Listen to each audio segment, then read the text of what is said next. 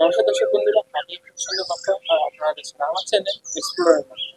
তো আজকে আমরা আবার চলে এসেছি আরো একটি নতুন content। এখন বেশ কয়েকদিন বাইরে কোথাও ঘুরতে যাওয়া হচ্ছে না, কিন্তু আমরা যেসব জায়গায় ঘুরে বেড়িয়েছিলাম সেগুলো আপনাদের সঙ্গে ঘুরে যাচ্ছি। তো আজকে দেখবো বিদেশের ভ্রমণ গাড়ি। বিদেশ বলতে আমি যে নেপালে গেছিলাম সেই নেপালের ভ্রমণ গাড়িটা দিতে অনেকটা দেরি হয়ে গেছে। তো আজকে আপনারা নেপালে কি করে যাবেন, নেপালে গিয়ে কোথায় থাকবেন, তো আপনারা কি করে নেপাল ঘুরে দেখবেন, আর কোন ট্রেনে গেলে ভালো হবে, আর কোন সময় নেপালে সব থেকে বেস্ট ওয়েদার থাকে, তার যাবতীয় সব তথ্য আজকে আপনাদের সামনে তুলে ধরবো। তো চলুন ভিডিওটি শুরু করা যাক। তো চলুন নেপালের প্রথম প্রশ্ন দিয়ে যাওয়া যাক। তো প্রথম প্রশ্ন হচ্ছে গিয়ে যে আপনারা নেপাল ঘুরতে যাওয়ার সব থেকে বেস্ট সময় যেতে কোনটি, বা নেপাল কোন সময় গেলে সব থেকে ভালো হবে। নেপাল কিন্তু 12 মাসে যাওয়া যায়, আর সব থেকে নেপালের বেস্ট সময় হচ্ছে গিয়ে কিন্তু অক্টোবর বা মার্চ। আর যদি আপনারা বরফ দেখতে চান তাহলে কিন্তু আপনারা নেপালে যেতে পারেন ডিসেম্বর বা জানুয়ারিতে। আর আপনারা কিন্তু মাউন্ট এভারেস্টের বেস্ট ক্যাম্পে কিন্তু যেতে পারেন, সেখানে গেলেও কিন্তু আপনারা বরফ দেখতে পাবেন। তো চলুন পরবর্তী প্রশ্নের দিকে যাওয়া যাক। পরবর্তী প্রশ্ন হচ্ছে গিয়ে নেপাল কিভাবে এবং কোন ট্রেনে যাবেন। তো নেপাল যাওয়ার কিন্তু 4টে রুট আছে, তার মধ্যে কিন্তু প্রথম রুটটি হচ্ছে গিয়ে যে বিহার দিয়ে আপনারা রক্সল বর্ডার পার করলেন, তারপর রক্সল বর্ডার দিয়ে তারপরে কিন্তু আপনারা নেপালের বীরগঞ্জে প্রবেশ করলেন। আর বীরগঞ্জে গিয়ে কিন্তু সেখানে যাবতীয় জায়গা আপনারা ভ্রমণ করলেন, তারপরে কিন্তু সেখান দিয়ে অন্য স্থানে গেলেন। আর বীরগঞ্জে আপনারা কি কি দিতে পারেন সেগুলো পরবর্তী ভিডিওতে আমি আপনাদের সঙ্গে শেয়ার করছি। তো বীরগঞ্জে যে মানে বাস আছে কাঠমান্ডু যাওয়ার, সেখানে কিন্তু বীরগঞ্জ দিয়ে কিন্তু রাত্রেবেলাই বাস ছাড়ে, কারণ কি আমরা যখন গেছিলাম সেই সময় কিন্তু সকালবেলা বা কোনো বাস কাঠমান্ডুর দিকে যাচ্ছিল না, মানে তখন কিন্তু যেত না। এখন জানি না কি হয়েছে, তাও আপনারা কিন্তু অন্য জায়গায় গিয়ে দেখে নেবেন যে কাঠমান্ডু বাস বীরগঞ্জ দিয়ে কখন যায়। যদি আপনারা বীরগঞ্জ দিয়ে কাঠমান্ডুতেই যেতে চান, আমরা কিন্তু যে সময় গেছিলাম সেটাতে বললাম সেই রাত্রেবেলায় বাস ছাড়তো, তার জন্য কিন্তু আমরা রাত্রেবেলা সেখান থেকে বাস ধরে কিন্তু তারপর কাঠমান্ডুতে গেছি। আর যদি আপনাদের এই ভিডিও দেখে কোনো সংশয় জাগে মনে, তাহলেও কিন্তু আমাকে কমেন্ট করে জিজ্ঞেস করে নিতে পারেন, আমি কিন্তু সেই তো আপনাদের সঙ্গে শেয়ার করবো। তো চলুন পরবর্তী দিকে যাওয়া যাক। আর আপনারা কিন্তু যেটি প্রথমে বললাম বিহার দিয়ে রক্সল দিয়ে আপনারা প্রবেশ করতে পারেন। আর আরেকটি জায়গা হচ্ছে যেখান দিয়ে মানে আমরা নেপাল দিয়ে বেরিয়েছিলাম জয়নগর বর্ডার, সেখান দিয়েও কিন্তু আপনারা নেপালে প্রবেশ করতে পারেন। সেখান দিয়ে কিন্তু আপনাদের জয়নগর বর্ডারের সামনে বাস নামিয়ে দেবে, তারপর কিন্তু সেখান দিয়ে কিছুটা হেঁটে গেলে তারপরে কিন্তু আপনারা নেপালে প্রবেশ করবেন, ও সেখান থেকে কিন্তু বাস ধরে আপনাদের যেখানে যাওয়ার ইচ্ছা সেখানে যেতে পারেন। আর সেখান থেকে কিন্তু সব থেকে কাছে পড়বে হচ্ছে গিয়ে জনকপুর, যেখানে হচ্ছে সীতার বাপের বাড়ি, সেইগুলো কিন্তু সবার কাছে পড়ে। তো এরপরে বলে দিই যে আপনারা আর কোন ট্রেন করে যেতে পারবেন। তো আরেকটা ট্রেন হচ্ছে গিয়ে মিথিলা এক্সপ্রেস, যেটি করে আপনারা নেপাল যেতে পারেন। আরেকটা হচ্ছে গিয়ে যে গঙ্গাসাগর এক্সপ্রেস, যেটি করে আমরা বাড়ি ফিরে যাবেন সেইটা। আর হচ্ছে গিয়ে Gangasagar express, Mithila express, Raxaul express. তো এইগুলো করে কিন্তু আপনারা যেতে পারেন নেপাল। তো চলুন পরবর্তী প্রশ্নের দিকে যাওয়া যাক। তারপর আবার আপনার সাথে কথা হলো। আমরা ছাদে ভিডিও করছিলাম, তো ছাদে এখন অন্ধকার হয়ে যাওয়ার জন্য এখন ঘরে চলে এসেছি, তো ঘরে ভিডিও করি। তো চলুন আবার ট্রেনের বেশ কিছু ট্রেন বলে দিই যে আপনারা নেপালে যাওয়ার জন্য কোন ট্রেনগুলো ব্যবহার করতে পারেন। তো নেপালে যাওয়ার জন্য কিন্তু আপনারা আরও যে ট্রেনগুলো ব্যবহার করতে পারেন সেগুলো হচ্ছে গিয়ে কিন্তু উইকলি আর গঙ্গাসাগর আর পূর্বাঞ্চল। আর এইগুলো কিন্তু স্লিপারে পড়বে 400 টাকা করে, আর থার্ড এসিতে পড়বে 1050 করে, ও গঙ্গাসাগর পড়বে কিন্তু 350 করে, আর থার্ড এসিতে পড়বে 950 করে। 400 ও 1050 করে ওটা কিন্তু পড়বে মিথিলাতে আর রক্সলে। আর অন্য কথা হচ্ছে যে নেপালে প্রবেশ করতে কি কি ডকুমেন্ট লাগবে। তো নেপালে প্রবেশ করতে কিন্তু আপনাদের ভোটার কার্ড আর পাসপোর্ট থাকলে কিন্তু খুবই ভালো হয়। তাছাড়াও কিন্তু আধার কার্ড থাকলে মানে যাদের পাসপোর্ট বা ভোটার কার্ড নেই, বা যাদের কম বয়সে পাসপোর্ট বা ভোটার কার্ড হয়নি, তারা কিন্তু আধার কার্ড নিয়ে প্রবেশ করতে পারে। নেপালে ঢুকতে কিন্তু এই ডকুমেন্টসগুলো লাগে। আর যদি আপনারা টাঙ্গা করে যান বা টোটো করে যান, তখন কিন্তু আমরা যখন প্রবেশ করলাম তখন কিন্তু লাগেনি, কিন্তু তাও কিন্তু আপনারা ক্যারি করবেন পাসপোর্ট বা ভোটার কার্ড যদি থাকে সেটা ক্যারি করবেন। আর বেরোনোর সময় কিন্তু আমাদের যেমন আধার কার্ড রয়েছিল, আপনাদের কিন্তু প্রবেশ করার না সময় না লাগবে, বেরোনোর সময় কিন্তু লাগে। আর নানান হোটেলেও কিন্তু আপনাদের প্রুফ লাগে। তো পরবর্তী হচ্ছে যে আপনারা ফ্লাইটে করে যদি যান তাহলে কিন্তু আপনাদের ভোটার কার্ড লাগবে। আর কলকাতা থেকে নেপাল যাওয়ার যেই ফ্লাইট আছে সেই ফ্লাইটে কিন্তু আপনাদের পার হেড করে 8000 টাকা করে লাগবে। আর অন্য যেই জিনিসগুলো আছে মানে নেপাল যাওয়ার, তার মধ্যে কিন্তু ট্রেন, ফ্লাইট এগুলো কিন্তু বেস্ট। তো চলুন আর পরবর্তী প্রশ্ন যাওয়া যাক। প্রথম প্রশ্ন ছিল যে আপনারা নেপালে কোন সময় ঘুরতে গেলে বেস্ট, তারপর প্রশ্ন ছিল কোন ট্রেনে করে যাবেন। তো পরবর্তী প্রশ্ন হচ্ছে গিয়ে মানে নেপাল প্রবেশ করতে কি লাগবে, 3 নম্বর প্রশ্ন ছিল। তবে 4 নম্বর প্রশ্ন হচ্ছে কি যে সেখানের সিম বা টাকার ব্যাপারে। তো সেখানে কিন্তু নেপালে গেলে কিন্তু আপনাদের ভারতীয় সিম চলবে না, সেটা একটা আলাদা দেশ, বিদেশ। তো নেপালে গেলে কিন্তু আপনাদের সেখান থেকে একটি সিম কিনতে হবে। এই যে এরকম সিম, দেখুন আমরা নেপালে যখন গিয়েছিলাম তখন কিন্তু এরকম একটি সিম কিনেছিলাম। ওই সিমের নাম হচ্ছে কি কিন্তু এনসেল সিম, দেখুন আছে। এই সিম কিন্তু আপনাদের সেখানে গিয়ে ব্যবহার করতে হবে, নেপালের এরকম সিম। আর সেখানে যে বড় কথা হচ্ছে যে সিম কিনতে গেলে কিন্তু আপনাদের নেপালি টাকায় 100 টাকা নেবে। ও আপনারা কিন্তু এই মানে এই সিমে আপনারা 40 মিনিট করে কথা বলতে পারবেন। আর আরেকটি কথা হচ্ছে কি যে আপনারা যদি 100 টাকা রিচার্জ করেন এই সিমে, তাহলে কিন্তু আপনাদের 7 দিনের জন্য এই এনসেল সিমে 40 মিনিট করে ভারতে কথা বলতে পারবেন। তো এইটি ছিল হচ্ছে কি যে সেখানে সিম। তো এরপরে চলে আসি টাকার দিকে। তো টাকার কথা হচ্ছে কি যে নেপালে যদি আপনারা প্রবেশ করে নেপালি টাকা মানে ভাড়াতে চান, তাহলে কিন্তু আপনারা ইন্ডিয়ান টাকা থেকে সেখানে 100 মানে ইন্ডিয়ান টাকা যদি 100 টাকা দেন, তাহলে কিন্তু আপনারা নেপালে গিয়ে 160 টাকা পাবেন। আর যদি আপনারা সেই টাকা কোনো দোকানে ভাঙেন, তাহলে কিন্তু আপনারা সেখানে 160 টাকার বদলে কিন্তু 150 টাকা পাবেন। আর যদি নেপালের কোনো ওখানে টাকা এক্সচেঞ্জ করে যে ব্যাংকগুলো আছে INR বলে, সেইগুলোই কিন্তু যদি আপনারা যান, তাহলে কিন্তু আপনাদের 100 টাকা যদি আপনারা ইন্ডিয়ান দেন, তাহলে কিন্তু আপনাদের তারা দেবে 160 টাকা করে। তো সেটা বলাই যায় যে নেপালের দোকানে গেলে কিন্তু আপনারা 10 টাকা কম করে পাবেন। ও NI এর ব্যাংকগুলোয় গেলে আপনারা কিন্তু টাকা একটু বেশি পাবেন। তাই আমি সাজেস্ট করবো যে আপনারা প্রথমে যদি একান্তই টাকার প্রয়োজন না হয় নেপালে ঢুকেই, তাহলেই কিন্তু আপনারা সেখানে যে কোনো দোকানে গিয়ে ভারতীয় টাকা ভাঙিয়ে নেপালি টাকা নিতে পারেন। আর যদি একদমই মানে প্রয়োজন না হয়, তাহলে কিন্তু আপনারা ভেতরে ঢুকে মানে যেমন আমরা বীরগঞ্জে গেছিলাম, বীরগঞ্জে গিয়ে কিন্তু আমরা টাকা এক্সচেঞ্জ করার একটি ব্যাংক পেয়েছিলাম INR বলে, সেখানে কিন্তু আমাদের দিয়েছিল 100 টাকা। তো আমরা দিয়েছিলাম ইন্ডিয়ান, আমাদের তখন 160 টাকা দিয়েছিল। তাছাড়া কিন্তু এই NII ব্যাংকগুলো নেপালের রাজধানী কাঠমান্ডুতে বেশি আছে।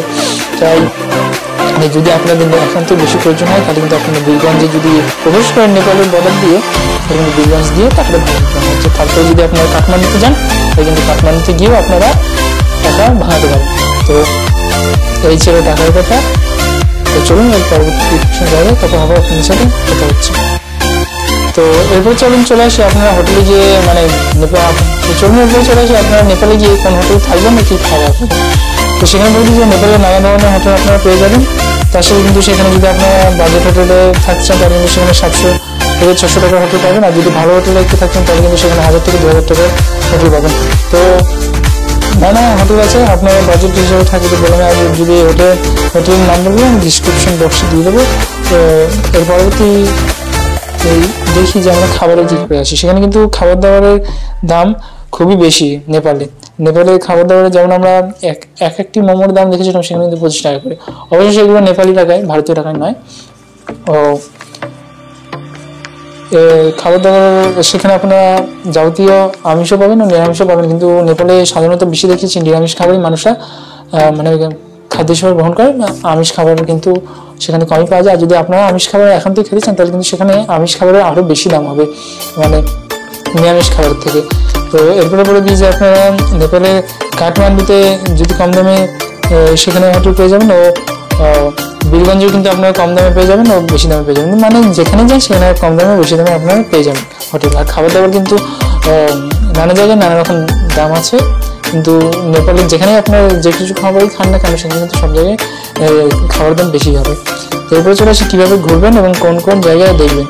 এইখানে আছে সেই জায়গাগুলি হচ্ছে, সেই জায়গাগুলি আপনারা কিন্তু মানে কোনো প্রাইভেট কার বা বাসে ঘুরতে পারবেন। এই কারণে নেপালে এই বাস আর প্রাইভেট কারই কিন্তু সম্ভব।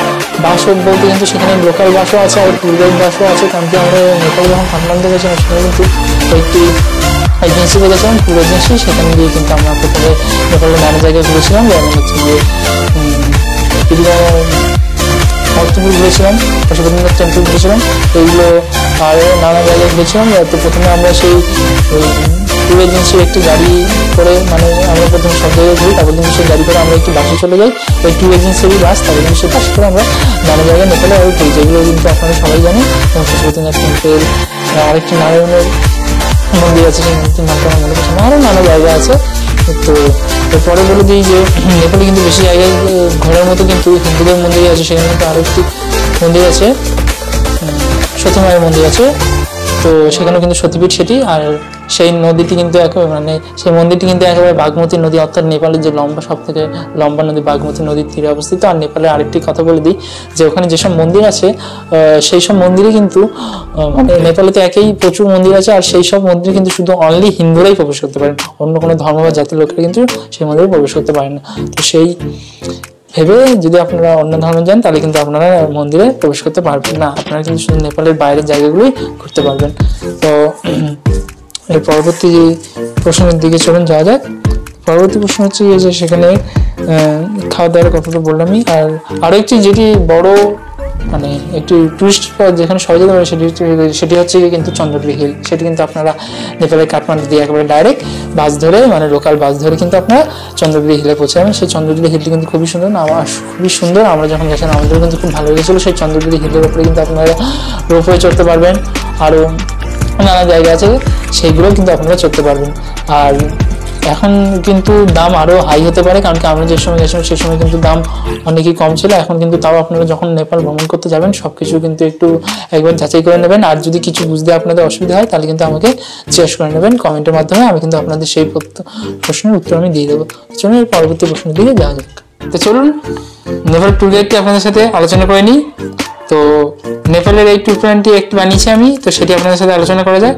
তো নেপালে কিন্তু আপনারা যদি ভ্রমণ করতে চান তো এই টোটাল কিন্তু মানে ভ্রমণটা আপনাদের পড়বে 10 থেকে 11 দিনের। তো ডে 1-এ আপনারা কি করবেন তো সেটি শুনুন, আপনাদের সাথে শেয়ার করি। তো কলকাতা টু গোরখপুর দিয়ে আপনারা প্রথমে পূর্বাঞ্চল এক্সপ্রেস ধরে নিলেন, তারপরে নেপালে পৌঁছে গেলেন। তারপর ডে 2-তে কিন্তু আপনারা গোরখপুর টু নাওতানাওয়া বাই ট্রেনে নাওয়ায় গিয়ে বর্ডারে ক্রস করে সেখান দিয়ে কিন্তু কিছুক্ষণ মানে পায়ে হেঁটে তারপর কিন্তু বর্ডার ক্রস করে যাবেন। তারপর কিন্তু সেখানে কিছু দূর পায়ে হেঁটে আপনারা বর্ডারের বাইরে বেরিয়ে আপনারা কিন্তু বাস ধরবেন।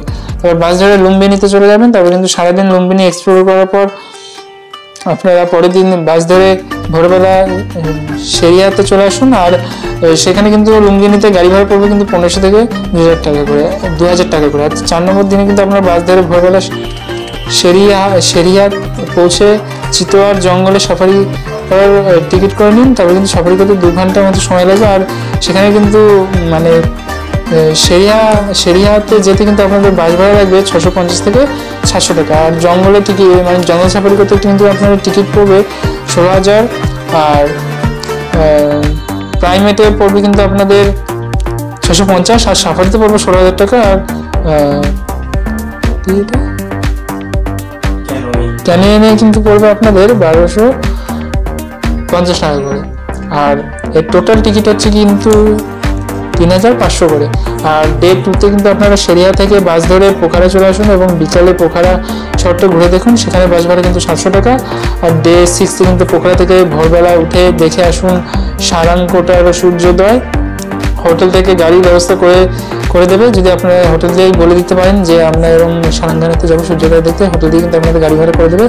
আর তারপর পোখারায় সাইট সিইং করুন।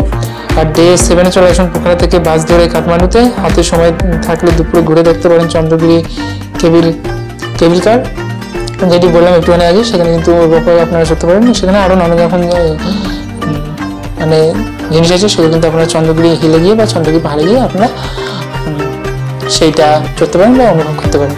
তারপর চলে আসি 8 নম্বর দিনে সারাদিন কাঠমান্ডু সাইট সিইং করুন এবং রাতে জনকপুর যাবার বাস ধরে নিন। আর ডে 9-এ সারাদিন জনকপুর সাইট সিইং করুন। আর ডে 10-এ জনকপুর থেকে ইন্টারন্যাশনাল ট্রেন ধরে জয়নগরে চলে আসুন। আর ডে 11-এ Jaynagar to Sealdah by Gangasagar express ট্রেনটি ধরে আপনারা বাড়ি চলে আসুন। তো এইটি ছিল যে আপনারা কি করে নেপাল মানে 10 থেকে 11 দিনের মধ্যে আপনারা কি করে ঘুরবেন সেই একটি ট্যুর প্ল্যান। আর আমাদের বাড়ি যেহেতু কলকাতায়, তার জন্য কিন্তু আপনাদের এই শিয়ালদার কথাটা বলে দিলাম যে আপনারা যদি অন্য কোথাও আপনাদের বাড়ি থেকে তাহলেও কিন্তু আমাকে কমেন্ট করে আপনারা জিজ্ঞেস করতে পারেন যে আপনার বাড়ি কী করে যাবেন, সেই উত্তর কিন্তু আমি অবশ্যই আপনাদের সঙ্গে দিয়ে করবো। এই ভিডিওটি কেমন লাগলো আপনাদের তা অবশ্যই কমেন্ট করে জানাবেন। তো আজকের মতো ভিডিওটি এখানে শেষ করছি। ততক্ষণ সুস্থ থাকুন, ভালো থাকুন, আবার দেখা হবে একটি নতুন পর্বে। আর যারা আমার এই ভিডিওটি পেজটি নতুন দেখেন তারা অবশ্যই সাবস্ক্রাইব করে দেবেন। তো আজকের মতো ভিডিওটি এখানে শেষ করলাম, আবার দেখা হবে একটি নতুন ভিডিও। ততক্ষণের জন্য টাটা।